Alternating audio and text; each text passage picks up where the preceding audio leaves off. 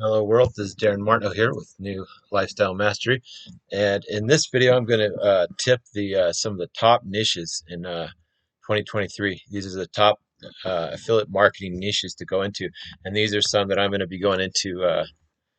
I've got a lot of different multiple streams of income, but if you're looking for what to promote online, I've done the research, and this is five of the top niches. So we've got number one, news and education, which makes 8,439 a month.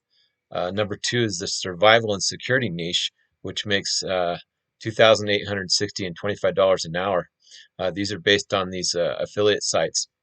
Number three is a medical niche, which makes about 33 and $14 per page.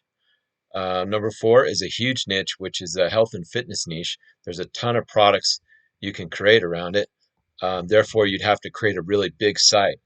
Uh, One of the top niches that I didn't include in here would be like kitchenware, like cooking, the stuff that goes with cooking, not the recipes, but like the kitchenware stuff. And that's another thing I'm going to look into because you don't have to make like these huge websites because you're basically doing like a mini product review showing like a blender, a blend tech or whatever.